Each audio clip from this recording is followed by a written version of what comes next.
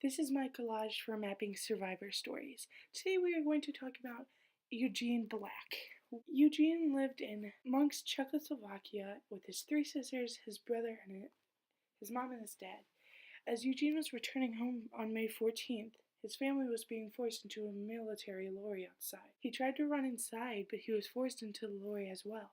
Next, we are going to be talking about just Eugene. He was 9 years old when he was taken away from his house, and from there he was transported to Auschwitz, where he was given the number 5546. Auschwitz-Birkenau. First, right after Eugene left his house, he and his family were taken into a brickyard and onto cattle cars, and then transported to Auschwitz, where he was given the number 5546. After 10 days of being at this camp, he was taken to a littler camp in Buchenwald. He had a job at this camp where he would load small trucks with rocks. He got very weak from this work and caught pneumonia.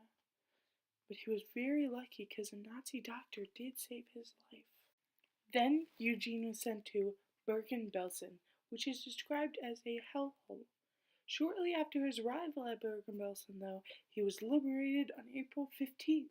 And this is one of the quotes that Eugene has said. I think every one of us has the responsibility to do utmost to remember those events and make sure they never happen again.